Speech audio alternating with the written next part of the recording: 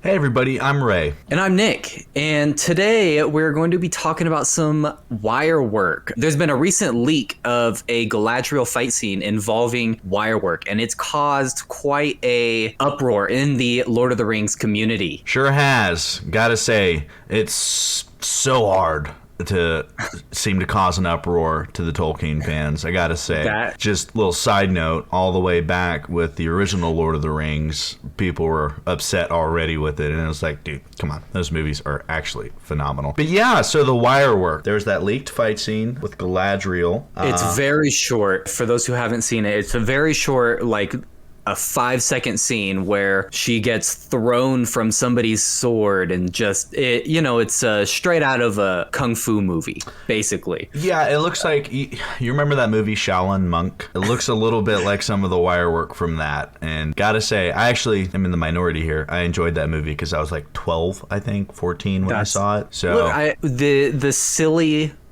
kung fu fight scenes definitely have their place, but this kind of brings me to where I was thinking about this whenever I saw it. We have the Lord of the Rings trilogy that did amazing, and then the Hobbit, which had a lot more of this fantastical fighting and abilities in it, and it completely flopped. And it just kind of got me to thinking why this has such a backlash to it. The way I look at it, Lord of the Rings, all practical effects for the most part, aside from Gollum, obviously, and the Nazgul. But for the most part, all practical effects, costumes, makeup for the orcs, and it looked real, looked visceral, right? You fast forward to The Hobbit, which now has to follow already one of the greatest trilogies ever created, won 16 Oscars. Good luck. Right. It had less preparation time. Peter Jackson came in late. They didn't have the pre-production like they had planned out for Lord of the Rings, and they did a heavy CGI load, including all the orcs and dwarves, and everything, looked a lot bouncier, a lot more silly, for sure. Yeah. And I think a big part of that is because of the CGI aspect. I totally agree with you that I think that did have a huge reason. I think another reason the big time flop of The Hobbit was because of the tone that the movie had. You go from the Lord of the Rings, and I'm talking strictly movies here, I'm not talking books. We go from the Lord of the Rings, which is all in all throughout all three movies a very serious series. Yep. And then you jump over to The Hobbit, which is, mind you, coming out after the Lord of the Rings trilogy, and they're being a lot more silly. There's a lot more funny stuff going on, a lot more CGI, as you said, bouncing around. The dwarves are just a lot more bubbly and cartoonish looking. And I think that tonality shift from the Lord of the Rings to the Hobbit just sat really bad with the fan base that came over from that movie. I think it's more of because there was silliness in Lord of the Rings, but it was only in the beginning, and then it shifted once the severity of everything started unfolding, whereas The Hobbit started silly and then stayed silly when they should have been serious. It's kind of like they forgot to switch the tone back, Look, I mean, Lord of the Rings, that first hour, if you're watching the extended, is nothing but silly, right? Sure. With little hints thrown in. And then by movie 2, come on, right? And then movie 3, whereas The Hobbit just also didn't have a solid plot line throughout all three movies, whereas The Lord of the Ring, it felt like it had natural start, stop points. The Hobbit felt like, okay, we're gonna fucking pause real quick and just start here, I guess, because the story just didn't feel as tight. And I think I totally agree with that. And, I've recently read the Hobbit book. And the thing is, the book is also very silly. I think if the Hobbit movie trilogy came out before the Lord of the Rings, there would be a way different feel about it. Totally taking out the very bad and overuse of CG. I think if it came out first, it would have felt a lot better than it did. Well, yeah, like I said, you're following the Lord of the Rings trilogy. Right. You're not going to beat that, because that was just magic. Honestly, like, all the stars aligned for that trilogy. And I think the Hobbits are good movies. They're just not the Lord of the Rings. they're fine. But I think this is where a lot of the backlash is coming out from for this leaked fight or this leaked wire work. And unfortunately, the Lord of the Rings community, as you alluded to in the beginning, is so overbearing with the amount of criticism that they give that I think it's kind of falling on deaf ears at this point. Especially before it's out, dude. If you want to give me criticism after it's been released and we watched the whole thing, yes. Well, but before anything is known or seen, or dude, I don't even want to hear it. Because we want the show to be good, and so we see these snippets, and it's like, I don't know about that. That's looking a little cringe. And the thing is, even though the Rings of Power does not have a lot of, in fact, I could say barely any written works about it, it still is in the world. It still has characters from the Lord of the Rings, and it's still going to have to follow in the footsteps of Peter Jackson's Lord of the Ring trilogy. So even though Peter Jackson did a huge flop with The Hobbit, everyone's still looking at the Lord of the Rings as the gold standard. And if it's not right, and if it's not going to fill those shoes, then people are going to be disappointed. And I'm worried whenever seeing this wire work, it's like, ooh, we're getting, and it's not even that terrible. It's again, not the best wire work in the world. It's not the best, but it's not, like you said, it's not 100% CGI, legless, bouncing on barrels from barrel to barrel with these or terrible jumping rock to rock as they're falling. Yes. It's nothing like that. So it's not as bad, but it's not good, and it's kind of worrying. It's like, ooh, are we falling down the same path that The Hobbit went down? I'll say this, okay? That is wire work is hard to make look good regardless. Sure. I mean, very few movies I think have really good wire work. 2, they didn't need that in the show, so putting something in that looks wonky when you don't really need it. I mean, they could have had her like jump off a ledge and stab the troll instead. Slide underneath him, cut his belly open. Yeah, like cool stuff. You didn't have to do this crazy, I'm going to throw you from my sword. Yeah. It's pretty hilarious. But yeah, I think, and that's where Lord of the Rings got the fight choreography so right. You can tell that obviously dwarves, they're like these 4'6" guys that are extremely strong, just destroying everybody. Elves, obviously way more athletic, nimble, and agile than any normal person, but it's still believable. Everything you see in the Lord of the Rings, it's like, oh yeah, I bet a very athletic person I know could do that. Shield surfing downstairs. Yeah. Doable. It's doable. Yeah. I'm not going to do it, but some guy, some surfer, I guarantee can you probably some drunk do that. dude's done it. Yeah.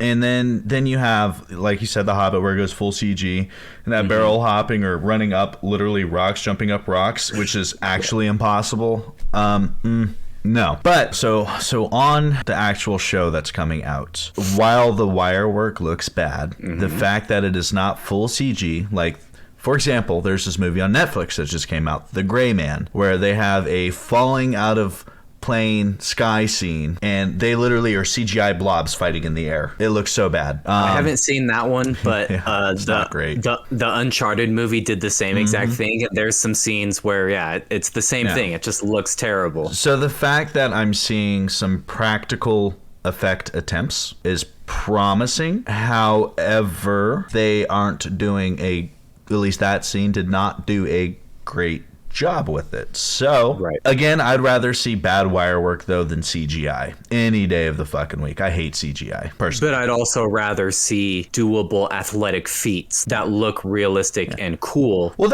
I mean, you could do that in real life. I mean, fucking dudes throw chicks up all the time for cheerleading, right? Okay. So if you're these you're elves, which are stronger than humans, I mean, there's a good chance you could, run, like, you jump off and I throw you. Yeah. Sure. It's completely doable. It just looks wonky because she, like, jumps from it and then is, like, walking. Yes. And it's like, why are you walking? That's not how people do it. They did that, but she's actually just running upstairs behind them that they green screen out. 100%. That's probably what it was, to be honest. It may not even be wire work. She's just on moon shoes, like on trampoline stairs. Yeah. Exactly. So if I may, I have no real expectations of this. So it doesn't totally kill the show for me that they have a wonky looking fight choreography in one leaked scene. It's not 100% dead to me now. I still think they can still recover. I mean, if the show comes out and it's got a great story and it's like, oh, most of the fight scenes are cool and realistic and good, it's like, oh, great. But I just think that this is a little worrying because we've had The Hobbit and because we know how these things can go badly. Well, I'm comparing. So the reason it worries me more than anything, it's not even The Hobbit. It's not even Lord of the Rings. It's Amazon. Let me guess.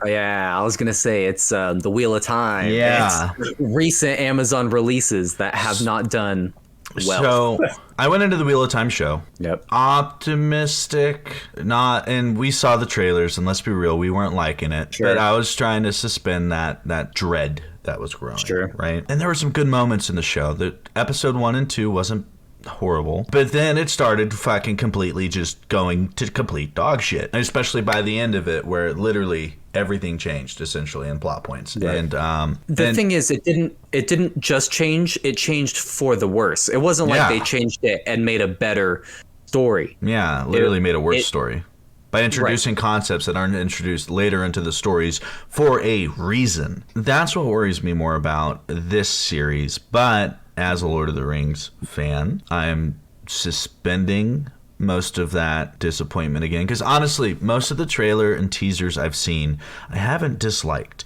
I don't know where a lot of this hatred and vitriol is coming from. I think the scenery looks good. Bad trailers, like, could they have been cooler trailers? Probably.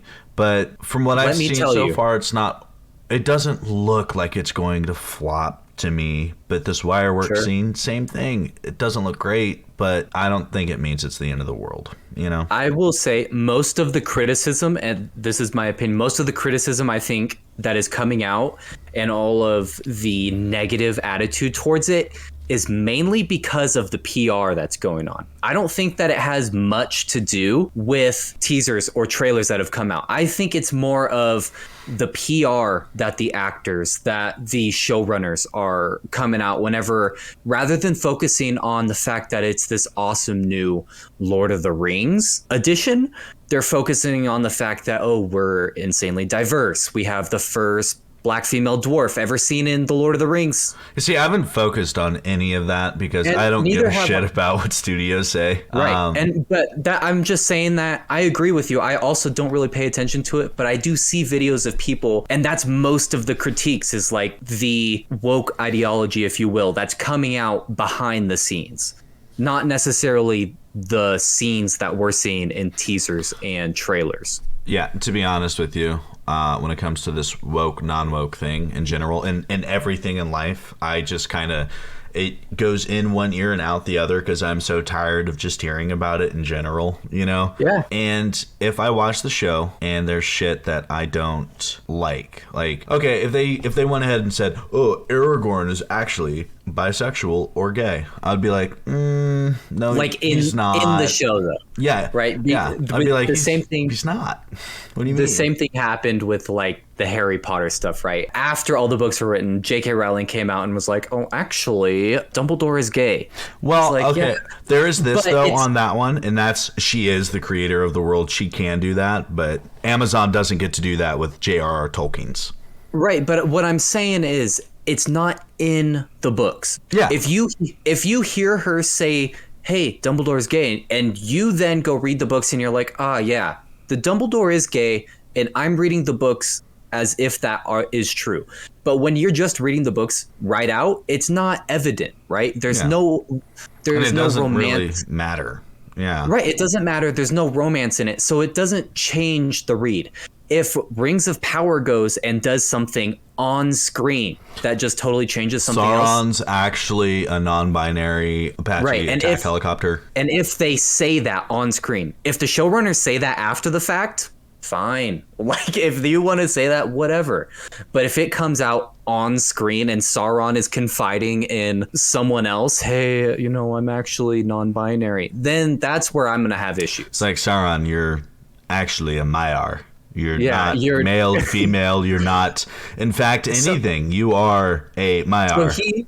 he is the definition of non-binary. Technically, actually. yeah, but He is a god. technically, well, he's an angel, if anything, right? If we're gonna Sure. like classify it in that, he'd be like an angel. I don't like the wire work, for sure. And that's where this all stemmed from.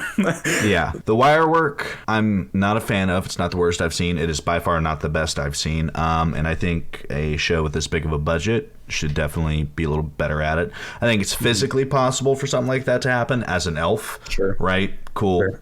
Sure. Don't care. What I'm happy about is they didn't try to CGI that. Like as like Galadriel flying through the air as a CGI blob. And while the practical effects, I'm now a little worried that they may not be great at it. Right. I'm also inversely happy that they're at least trying and not going full CG. So it's like, I don't hate it. I don't love it. It's whatever for me, as long as the whole fucking series isn't people going, oh, walking through the air. I'm happy. Everyone flying. Yeah. Yeah, as long as there's some good choreography going on through it, I'm happy. My closing thought, I'm with you in this. I don't hate it. I definitely don't love it, but I don't hate it. But I think it alludes to some other issues that we could see when we actually get a released finished product. I hope that's not the case, but we'll just have to wait and see. Actually, the books never say Galadriel can jump, so so she can't jump at all. I don't think it deserves all of the criticism and negative press that it's getting at the moment, but I think it's also fairly justified if people choose to take it that way. Yeah. So, all in all, I'm excited for episode 1 on September 2nd, and we will be doing a review of episode 1, our initial thoughts. So stay tuned for that. And I'm trying not to let this PR bullshit or these Tolkien super duper nerds ruin my excitement. I think if you could stay out of the press a little bit and just not watch too much negative stuff about it, hopefully your expectations will be at a point to where they can be met. But we'll see. We'll see. Stay tuned for our future episodes. If you enjoyed this video, please like, subscribe, and everyone, thanks for watching. Deuces.